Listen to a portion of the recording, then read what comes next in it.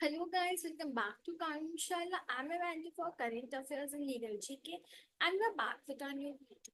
So guys, this is the part 3 of the Indian polity of the Constitution. जैसा कि हमने last video में discuss किया था अबाउट सेवरल कमिटीज जो कि कॉन्स्टिट्यूएंट असेंबली ने मीन्स फॉर्म करने के टाइम पे बनाई गई थी and about the constituent assembly and also objective resolution. तो आज हम पढ़ने वाले हैं the most important one that is drafting committee. जो हमारी ड्राफ्टिंग कमिटी बनी थी वो सबसे इम्पोर्टेंट कमेटी थी इन द कॉन्स्टिट्यूएंट असेंबली. अब ये कमेटी बनी थी ऑन 29 ऑफ अगस्त 1947 में एंड इसके चेयरमैन कौन थे? Doctor B R Ambedkar. तो ये हमने डॉक्टर बी आर अम्बेडकर ये चेयरमैन थे ड्राफ्टिंग कमेटी के, हमने कमिटीज में पढ़ा था. अब इसमें 7 अदर मेंबर्स भी थे जो थे डॉक्टर, पहले थे हमारे doctor B R Ambedkar, then N Gopalaswami Ayyangar, Alladi Krishnaswami Ayyangar, K M Munshi, Syed Mohammad Saadulla and N Madhav Rao and T T Krishnacharya. अब ये सारे 7 मेंबर्स थे जो कि इम्पोर्टेंट वंस थे इन द ड्राफ्टिंग कमेटी. अब हम देखते हैं कि जब हमारा कॉन्स्टिट्यूशन ड्राफ्ट हुआ था, अब वो एक ही बार में तो सही नहीं हो सकता क्योंकि जो बेसिकली कुछ मेंबर्स थे जो ड्राफ्ट कर रहे थे उसको, लेकिन कुछ और लोग होंगे जिनके ओपिनियंस डिफरेंट होंगे. तो जो ड्राफ्टिंग कमेटी थी उन्होंने जो प्रपोजल था वेरियस कमिटीज का, उनको उन्होंने अपनी रिपोर्ट सबमिट की थी ऑन 21 1948 को. उस टाइम पे जो हमारे कॉन्स्टिट्यूशन में थे उस टाइम 315 आर्टिकल्स थे एंड 8 शेड्यूल्स थे. अब जो पीपल ऑफ इंडिया थे मीन्स जो इंडियंस पीपल थे उनको 8 महीने दिए गए थे कि आप इसको डिस्कस करें एंड जो भी आपको अमेंडमेंट्स लग रहे हैं वो आप हमको सबमिट करिए. तो बेसिकली जो फर्स्ट ड्राफ्ट तैयार किया था कॉन्स्टिट्यूशन का, उसके लिए इंडियन पीपल को 8 मंथ्स दिए गए थे कि इसमें अगर आपको कोई भी गलती लग रही है या आपको कोई चेंजेस करने हैं तो आप हमको वो बताइए. ठीक है, तो ये था फर्स्ट फेज में. अब जो ड्राफ्टिंग कमेटी है, अब इसके बाद जो फर्स्ट फेज के बाद कुछ ऐसे अमेंडमेंट्स थे, ऐसे बहुत सारी चीजें थी जो चेंजेस लाना था, तो वो ड्राफ्टिंग कमेटी ने चेंज किया. फिर उनने उसको इंक्लूड करके सेकंड ड्राफ्ट बनाया. जो सेकंड ड्राफ्ट था वो अक्टूबर 1948 को पब्लिश किया गया था in the public and constituent assembly में लाया गया ऑन 4th ऑफ नवंबर 1948 को. तो जो हमारी सेकंड रीडिंग थी, सेकंड ड्राफ्ट जो प्रिपेयर हुआ था वो पब्लिश किया गया था 1948 अक्टूबर में एंड कॉन्स्टिट्यूएंट असेंबली में प्रेजेंट किया गया था ऑन नवंबर 4th. ठीक है, उसकी पहली रीडिंग के लिए सेकंड ड्राफ्ट की. अब इसके बाद भी कुछ चेंजेस बताए गए, कुछ अमेंडमेंट्स लाने थे तो वापस से ये ड्राफ्ट गया अमेंडमेंट के लिए एंड उसमें कुछ एड्स करे, कुछ रिमूव की कुछ चीजें. फिर फाइनली 14th ऑफ नवंबर 1949 को जो नया ड्राफ्ट आया उसकी थर्ड रीडिंग हुई. मीन थर्ड ड्राफ्ट जो आया उसकी रीडिंग करी गई एंड वो कंक्लूड किया गया नवंबर 26 1949 को. मीन्स इस डेट तक इसकी रीडिंग वहां पे चली. अब इस डेट को जो कॉन्स्टिट्यूशन था उसको सिग्नेचर्स मिली प्रेसिडेंट के of the constituent assembly and उसको डिक्लेयर कर दिया एज पास्ट कि जो थर्ड हमारा ड्राफ्ट बन के आया था, जितनी भी चीजें थी वो सब फाइनलाइज्ड हो गई. मीन्स यही हमारा कॉन्स्टिट्यूशन होगा, इसमें कोई भी अमेंडमेंट्स नहीं लाने हैं फिलहाल के लिए. एंड सबने उसको सिग्नेचर करा, जो वहाँ के उस टाइम के कॉन्स्टिट्यूएंट असेंबली के प्रेसिडेंट थे उन्होंने भी इसको साइन किया एंड उसको पास कर दिया गया. अब आउट ऑफ 299 मेंबर्स जो थे असेंबली में, इसमें 284 वहां पे प्रेजेंट थे उस दिन एंड उन्होंने इसको साइन किया था.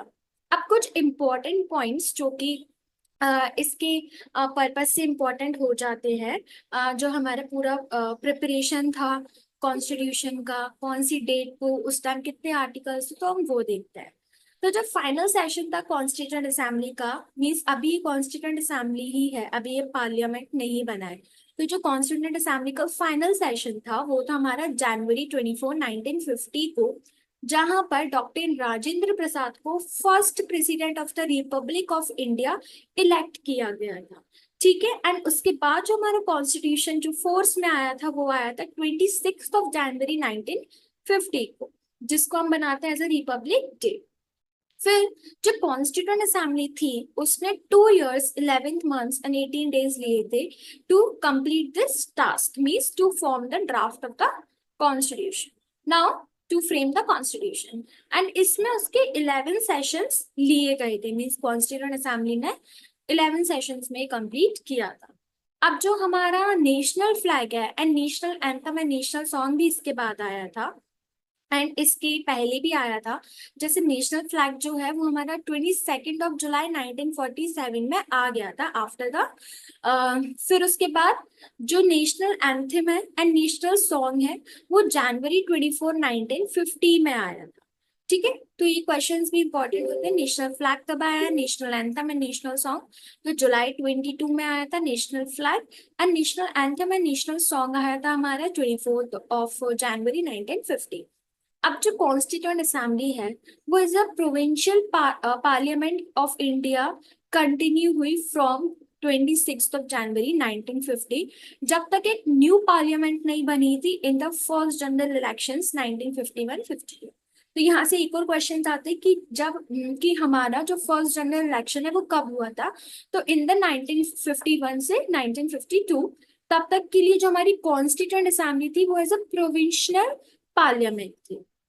ठीक है, अब जो हमारा कॉन्स्टिट्यूशन है उसके काफी सारे पार्ट्स ऐसे थे जो कि आए थे, मीन्स इन फोर्स आए थे from January 26, means mostly parts 26 जनवरी 1950 से आए थे। लेकिन कुछ ऐसे पार्ट्स थे जो 26 नवंबर जिस दिन हमारा कॉन्स्टिट्यूशन साइन हुआ था उसी दिन से वो इफेक्ट में आ गए थे। तो वो कुछ इंपॉर्टेंट पार्ट्स है हमारा citizenship, elections, provisional parliament and temporary and transitional provisions, जो कि हाल के साल 26 नवंबर 1949 को जब हमारा कॉन्स्टिट्यूशन साइन किया गया था तभी से वो इनफोर्स में आ गए थे। अब कुछ कॉन्स्टिट्यूशन के बारे में, जो कॉन्स्टिट्यूशन ऑफ इंडिया है वो एक ओरिजिनल डॉक्यूमेंट नहीं है। अब original document in which sense कि जो इसके फ्रेमर्स हैं, जो डिफरेंट कमिटीज थे जिन्होंने ये बनाया था, तो जो फ्रेमर्स थे उन्होंने इसको फ्रीली बोरो किया था, एंड जो अदर कॉन्स्टिट्यूशन है, अदर कंट्रीज की कॉन्स्टिट्यूशन है, वहां से उनके अच्छे अच्छे फीचर्स लाके इसको बनाया गया था। अब क्योंकि while adopting those features they make necessary modifications, अगर उनको लगता है कि इसमें कुछ चीजें चेंज होना है तो उसको वो भी मॉडिफाई किया। एंड जो हमारा कॉन्स्टिट्यूशन है उसका द लार्जर पार्ट है वो लिया गया था the government of India act 1935 से।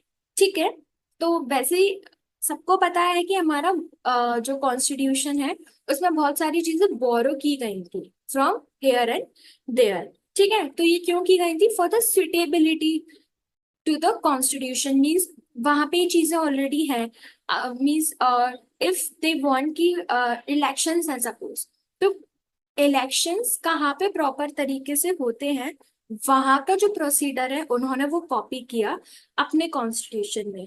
ठीक है, फंडामेंटल ड्यूटीज, फंडामेंटल राइट्स ये कहाँ के अच्छे हैं, मीन्स कहाँ के बेटर पावरफुल हैं, तो वहां से इन्होंने कॉपी किया। तो ऐसी ही चीजें हर जगह से लाई गई, एंड जो जहाँ पे भी मॉडिफिकेशन जरूरी थे उनको मॉडिफाई करना जरूरी था, रूल्स को उन्होंने मॉडिफाई किया। एंड अगर वो इंडिया के लिए सुटेबल है तो उनको उन्होंने कॉन्स्टिट्यूशन में ऐड किया। तो ये थे हमारे कुछ फीचर्स जो बोरोड कॉन्स्टिट्यूशन, जो बोरोस थे अलग अलग फीचर्स वो ऐसे इन्होंने किए थे। अब जो कॉन्स्टिट्यूशन ऑफ इंडिया है उस पर बहुत बड़ा इन्फ्लुएंस है ऑफ यूके, यूएसए, आयरलैंड और कनाडा का भी, क्योंकि यहाँ से बहुत सारी चीजें ली गई हैं। अब जो फेडरल स्कीम है, ऑफिस ऑफ गवर्नर है, पावर्स ऑफ फेडरल जुडिशरी है, ये सारी चीजें ली गई थी। ठीक है, तो जो बेसिकली इन शॉर्ट में ये है कि जो इंडियन कॉन्स्टिट्यूशन है उसमें द बेस्ट फीचर्स इनकॉर्पोरेट करे हैं from several different constitutions. So guys, this was the end of the video. I hope that you would like our video. Before going to like the video, hit the bell icon, subscribe to the channel. Also, don't forget to share the video, and also you can follow us on Telegram and for the PDF of this video, and also on Instagram and Facebook. The link is given in the description for the short videos and various other current affairs news. And don't forget to share the video. And also you can comment down below how you like this video. Thank you.